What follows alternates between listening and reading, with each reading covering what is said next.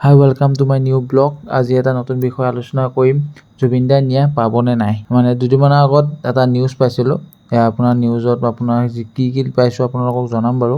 তাৰ আগতে আমি জানো যে আমি বিচাৰোঁ জুবিন দাই ন্যায় পাওক। আমি সদায় সেইটো কাৰণে আমি লাগি আছোঁ আৰু সদায় লাগি থাকিম। ঠিক আছে, এতিয়া বলক আমি নিউজত কি পাইছিলোঁ আপোনালোকক ধুনীয়াকৈ শুনাই দিওঁ বলক।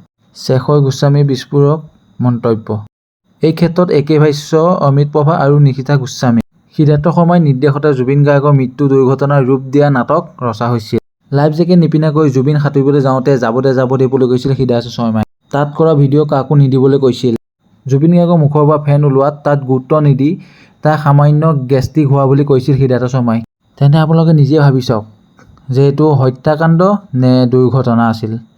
আৰু আমি ন্যায় লাগিবই, আমাক ন্যায় লাগিবই। ইহঁতক এতিয়া জেৰা চলি আছে, কিন্তু এইবোৰ এটা নিউজৰ পৰা পাইছিলোঁ আৰু আপোনালোকক জনালোঁ যে এইবোৰ সত্য। আৰু পুলিচে ইহঁতক জেৰা কৰিয়ে আছে আৰু এটা আমি সঠিক ৰিজাল্ট পাম বুলি আমি আশাবাদী।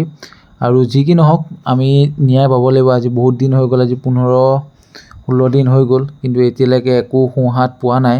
কিন্তু আমি আশা কৰোঁ যে জুবিন গাৰ্গে অতি সোনকালে যে ন্যায় পায় আৰু এইটো সিদ্ধাৰ্থ আৰু যোনেই হওক, শ্যামকানু মহন্ত হওক বা যোনেই নহওক, ইয়াৰ মাজত যোন জড়িত আছে সেইবোৰ যে শাস্তি পায় আমি তাকে প্ৰাৰ্থনা কৰোঁ।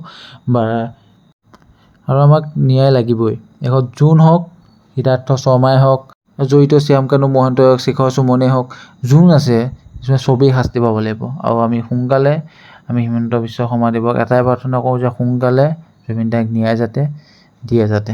ঠিক আছে, আমি বহুত নিউজত আমি এইবোৰ পাই আছোঁ আৰু বহুত বেলেগ বহুত মানুহে কৈ আছে, বহুত বেলেগ কথা আমি মন্তব্য শুনি আছোঁ।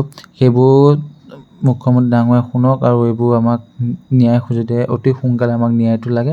আমি সেইটোকে আপোনালোকক আহ্বান জনাইছোঁ। আৰু আজি ভিডিঅ'টো এইখিনিয়ে আছিলে। যদি ভিডিঅ'টো চাই ভাল লাগিছে এটা লাইক কৰি দিব। ঠিক আছে, গুড নাইট।